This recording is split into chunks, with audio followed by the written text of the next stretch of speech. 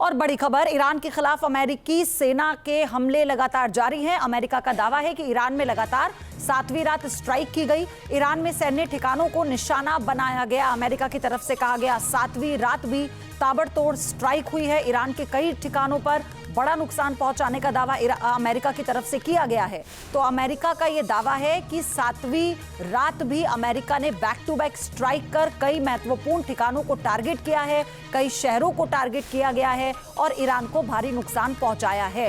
एक और बड़ी अपडेट,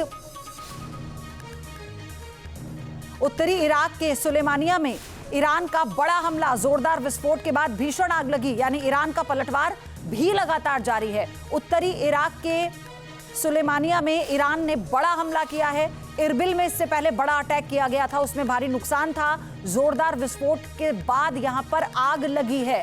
अब सुलेमानिया को टारगेट किया है ईरान ने।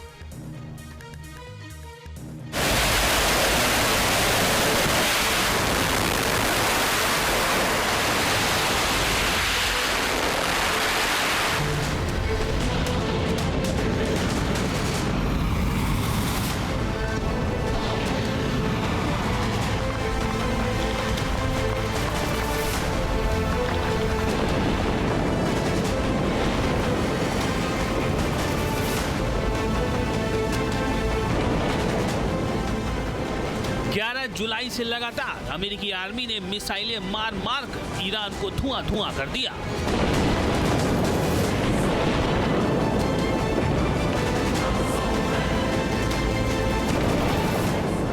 ईरान के पूरे 1800 किलोमीटर तटीय इलाके में मौजूद हर शहर, हर आइलैंड सेंटकॉम के निशाने पर है।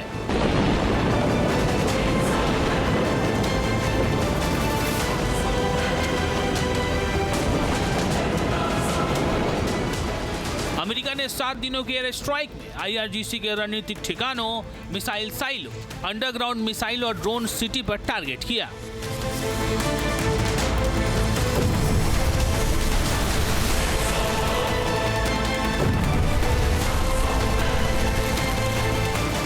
ईरान में शहर शहर बारूदी विस्फोट, ट्रंप ने दी गहरी चोट।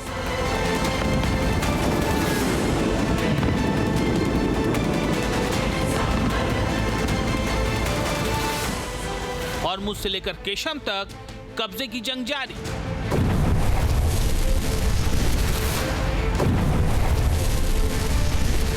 अमेरिकी सेंट्रल कमांड के इस ऑपरेशन ने राष्ट्रपति ट्रंप को खुशी से भर दिया है।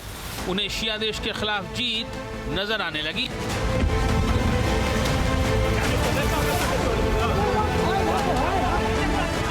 We are likewise winning big in Iran, and you will see the fruits of that labor very, very shortly.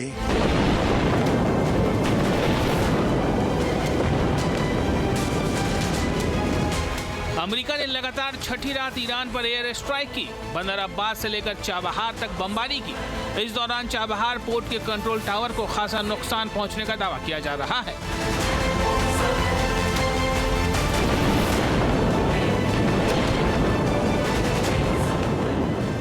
Iran के सिविल इंफ्रास्ट्रक्चर पर हमला, शिया देश दहला।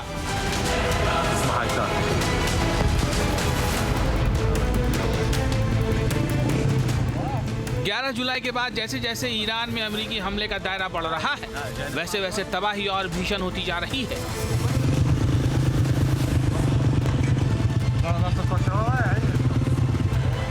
ये तबाही और बर्बादी तब है जब सेंट्रल कमांड ने ईरान के ऊर्जा ठिकानों पर हमले शुरू नहीं किए हैं। ईरान में इस बात का डर फैल रहा है कि अब अमेरिकी फोर्स ईरानी thermal power, power distribution center, bridge और रेल पुलों को टारगेट कर सकती है।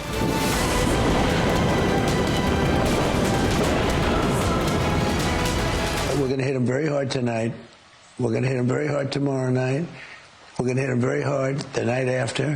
And then next week it gets really bad for them because next week comes the power plants. Next week comes the bridges.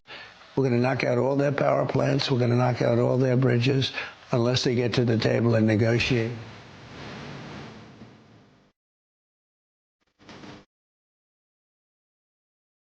Iran का डर यूं ही नहीं है। अमेरिकी आर्मी लगातार 6 दिनों से साउथ ईरान पर टारगेटेड अटैक कर रही है। 16 जुलाई की रात हुई एयर स्ट्राइक में बंदर अब्बास रेलवे स्टेशन और हॉर्मुज के पास 2 ब्रिज को निशाना बनाया गया है।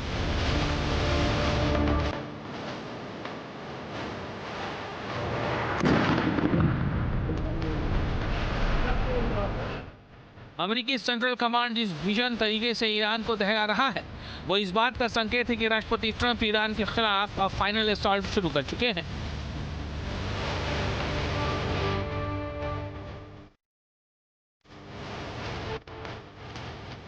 और जितनी तबाही और बर्बादी अभी मची है उससे ज्यादा विनाश आने वाले समय में होना तय है।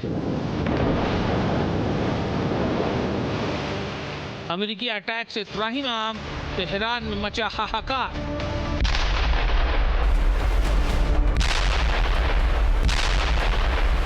अमेरिका की ताजा स्ट्राइक की क्रोनोलॉजी सेंटकॉम की उस रणनीति का सबूत है जिसमें वो पहले एयर स्ट्राइक कर दुश्मन को कमजोर कर देती है और फिर ग्राउंड अटैक के जरिए आखिरी वार करती है।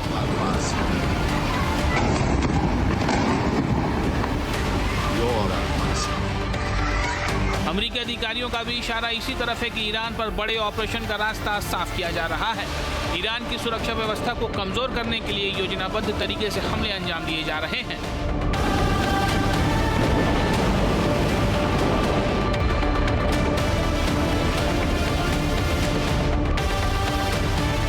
बड़ा सवाल यह है कि क्या ईरान पर घातक हमले की शुरुआत हो गई है?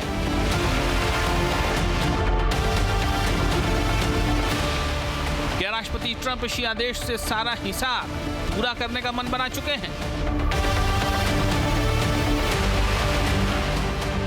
क्या है राष्ट्रपति ट्रंप का ईरान को लेकर आगे का प्लान? करेंगे डिकोड। आप बने रहिए न्यूज़ नेशन के साथ।